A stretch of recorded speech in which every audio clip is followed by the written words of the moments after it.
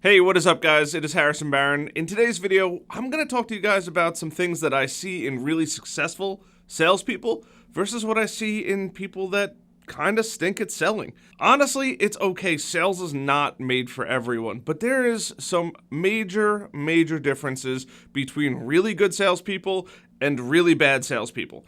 The reason why I know this is because I have been in sales now for years. I've sold hundreds of thousands of dollars worth of products and goods for small businesses, and I've gotten to see and interact with some really good salespeople and really bad salespeople. Along with that, I've coached some salespeople, I've helped salespeople grow. I do a lot of digital marketing sales and how to sell online and prospect on LinkedIn. But in today's video, for those of you guys that don't have that ability or prefer to have a salesperson in person, go there to sell, I want to give you guys some tips and tricks to either look for when you're hiring a salespeople or to see what makes a better salesperson than a worse salesperson. The first thing is, this is probably the most obvious, is they have to have some kind of process. The process doesn't need to be anything crazy. Even the most basic sales trainings out there will teach you that you need some sort of process. So whatever that process is for your business, whether that is an introduction, then a meeting, then a proposal send to a follow-up meeting, and all of the series of things that happen throughout that whole period, is your sales process. I'm not going to teach you guys how to build a sales process. I highly recommend going check out one of the many channels on YouTube or finding a sales coach that is going to teach you a sales process. I do teach how to prospect and things like that, but I think that there's too many businesses out there where I could just teach you guys every single sales process. It would take forever. Really good salespeople have a good sales process. They know exactly what they need to do, when they need to do it, and how to follow it each and every single time to have a really desirable outcome, meaning more sales for that person. Whereas a less successful salesperson is probably not going to have a sales process, or if they do, it's kind of all over the place. They're also probably not keeping track of their deals and pipeline, whereas a very aggressive salesperson or a well-organized and professional salesperson knows where they are in the pipeline, who's coming in, who's a good fit, who's not a good fit, and things like that. So right off the bat, you need to have a process. Number two, really good salespeople can qualify whether or not somebody actually needs their services versus a bad salesperson who just tries to sell their services to everybody.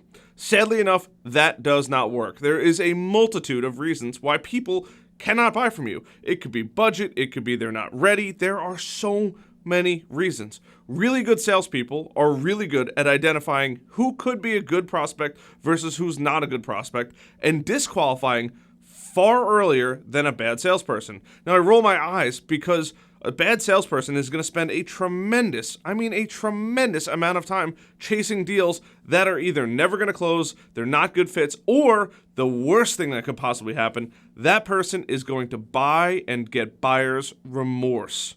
That is the worst thing that could ever happen. A really good salesperson will say, hey, this is setting your clear level of expectations, telling people what they're going to get, disqualifying them to say, hey, you don't have the budget, you don't have the time, whatever it is doesn't fit in, and because of that, even if they do become a customer, they're going to be a really bad customer, which is never good for anybody. Number three, and this is probably a little debatable, but they have to have confidence. Any salesperson out there has to have confidence in two different areas. So the areas that they need to have confidence in are, number one, they have to have confidence in themselves. If they don't, it's pretty much game over. They're never going to be able to get anywhere because if they don't have confidence in themselves, they can't present, they can't do a lot that the company should be expecting from them.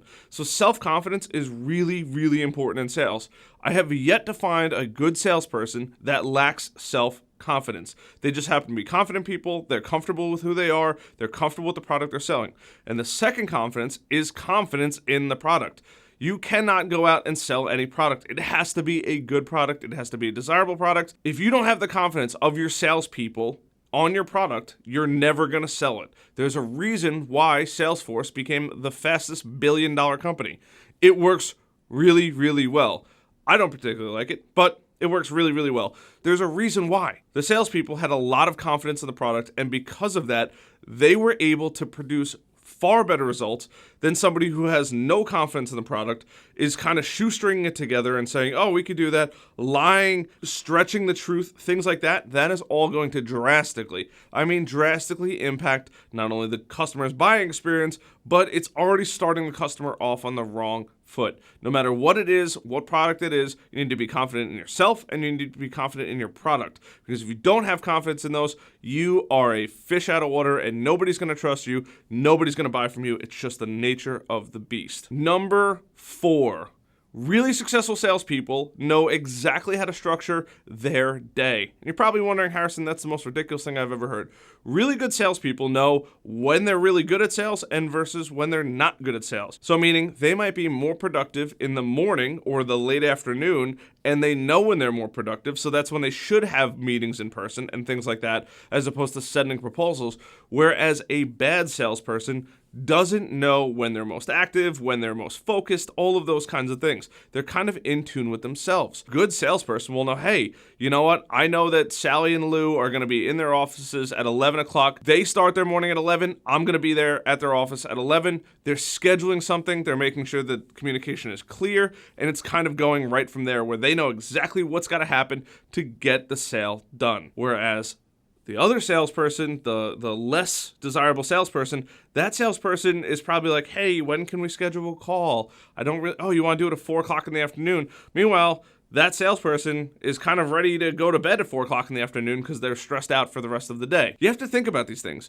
A good salesperson is going to be able to know when they're most active, when they're going to be on point, and all that kind of stuff. Whereas a bad salesperson, they're willing to take a meeting any hour of the day and really hope for the best possible outcome. Now, I'm not saying that they can't make sales, but confidence and energy in a room definitely helps drive a sale, and being confident in your product will show through, especially when you're on the peak of your day. Number 5, and this is the most important one in here, is they are not afraid of numbers. I see far too many salespeople that think their product is too expensive or too cheap or whatever it might be. A confident and really good salesperson does not care what the number is. They just look at it as a number. And it took me a very long time to get over this. I used to think about the services I sold and I was like, this is a lot of money, right? Whereas time went on, I got really good and I was like, it's only this much money. I understand that the company's making this much money. It's a small portion of what they're making to get whatever I was selling. Whereas a bad salesperson is very nervous about numbers, and when somebody asks about numbers in a meeting, they are very unsure or weary, or they're willing to cut or give deals. This took me a long time in my own business because when I first started out, I wasn't confident in myself, even though I was starting a business. It took me a solid 6 months to really build up confidence, and really up to 1 full year to say, hey, this is my price, this is why it's justified, this is the competitive industry average, and things like that. And because of that, it's drastically changed my business. So I went from being, even though I had really good sales training, a non-confident salesperson who didn't know their day, and this literally explains who I am, to I'm super confident. I know I'm not a morning person. I'm much better in the afternoon. I'd much rather meet you in your office. I don't mind waking up early for a meeting as long as I know that you're going to be all in on that meeting as well. And things like that really set myself above the competition, especially when I'm going out and closing deals. The reason why I'm sharing this with you is because these are a lot of things that people don't realize that make a really good salesperson versus a really bad salesperson. Bad salespeople can get better. Really good salespeople are only going to get better because they understand what it takes, what's required to get better, versus the bad salesperson who needs to work really, really hard. Can they get there? Absolutely. Was I a bad salesperson at one point? Absolutely. I'd be lying if I said otherwise. And it took a long time to get to a really good salesperson. That means good sales training, building my own confidence, being comfortable with my product and solution, getting comfortable with numbers.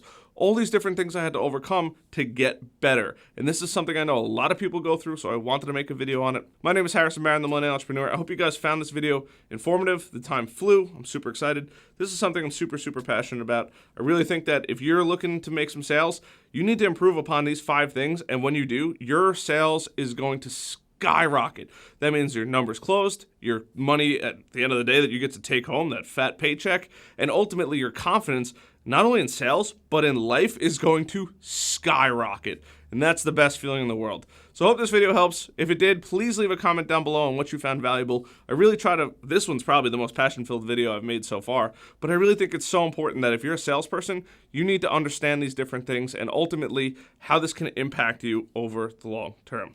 Once again, if you haven't already, hit the subscribe button, hit the like button so it helps the YouTube algorithm, hit the notification bell so you never miss an opportunity to make more money. I'll see you guys on the next video. Till then, bye.